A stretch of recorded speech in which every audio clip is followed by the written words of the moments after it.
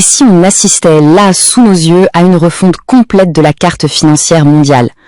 On va décrypter ensemble comment le choix stratégique d'un seul pays, l'Algérie, pourrait bien être le symptôme d'un basculement absolument majeur pour toute l'économie planétaire. Pendant des décennies, soyons clairs, le dollar américain a été le maître incontesté du jeu. Mais aujourd'hui, un groupe de nations très puissantes, les fameux BRICS+, est en train de bâtir une alternative. Et attention, ça pourrait vraiment tout changer. Et ce n'est pas juste une vague idée, c'est un projet très concret, un système qui a même un nom, The Unit.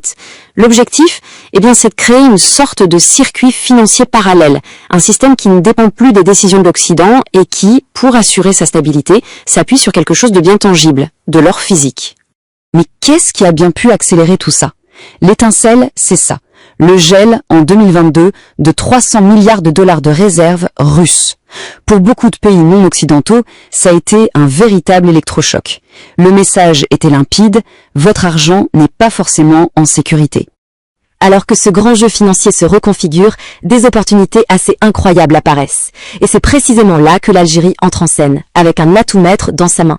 L'Algérie détient plus de 173 tonnes d'or. Mais le détail qui change tout, le point absolument crucial, c'est que chaque gramme de cet or est stocké chez elle, sur son propre territoire.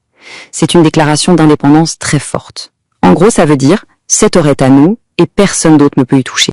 Et cette stratégie, manifestement, elle paye. Quand on regarde ces classements, on voit que ces réserves placent l'Algérie tout en haut du podium africain, loin devant les autres. Et à l'échelle mondiale, elle est 25e, ce qui lui donne un poids certain sur la scène internationale. Mais attention, ce que l'Algérie possède déjà n'est peut-être que la pointe de l'iceberg. Le vrai trésor, lui, est encore sous terre. Les analyses géologiques suggèrent que le potentiel total pourrait dépasser les 2000 tonnes. C'est plus de 10 fois les réserves actuelles. Imaginez un peu. Donc, pour résumer, on a l'Algérie assise sur une potentielle montagne d'or, au sens propre, alors que le monde financier est en pleine ébullition. La grande question, c'est que faire maintenant? Quelle est la prochaine étape? L'analyse propose en fait 3 scénarios, 3 voies bien distinctes. La première, c'est la prudence. On ne change rien, on observe. La deuxième, c'est l'intégration. On s'allie avec les BRICS+ pour exploiter ce potentiel. Et la troisième, la plus ambitieuse, devenir un leader, un pôle régional incontournable dans ce nouvel ordre financier. Et évidemment, chacun de ces chemins mène à un avenir radicalement différent. Alors voyons concrètement à quoi ressemblent ces futurs chiffres à l'appui. Là, on voit très bien les enjeux. Le graphique de gauche nous montre que la voie du leadership demande des compromis, mais qu'elle offre une influence bien plus grande à terme.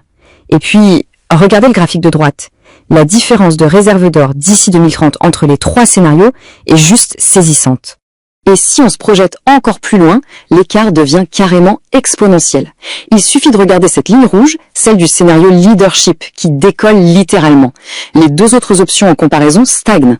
Le choix qui sera fait aujourd'hui dessine une trajectoire complètement différente pour les décennies à venir. Et ça ne concerne pas que l'or. Ce tableau de bord géopolitique, il nous montre l'impact de chaque choix sur des facteurs clés. Et on voit bien que le scénario leadership, en vert foncé, c'est celui qui rend le pays plus résistant aux sanctions et qui accélère la sortie de la dépendance au dollar. Au bout du compte, tout ça se résume à une question fondamentale.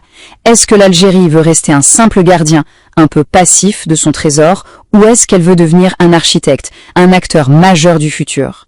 Et là, les chiffres finaux de cette analyse sont tout simplement sans appel. La différence n'est pas juste un peu mieux, elle est transformationnelle. Passer au scénario leadership, ça ne veut pas seulement dire plus de réserves d'or, ça veut dire 30 fois plus d'emplois créés et une contribution à l'économie du pays qui est aussi multipliée par 30. On ne parle plus du tout de la même échelle. Finalement, comme le dit si bien la conclusion de l'analyse, cette fenêtre d'opportunité, c'est bien plus qu'une simple question économique. C'est la chance, peut-être unique, de passer du statut de gardien de son trésor à celui d'architecte d'un nouvel ordre mondial. La question qui reste en suspens, c'est quelle voie l'Algérie va-t-elle choisir ?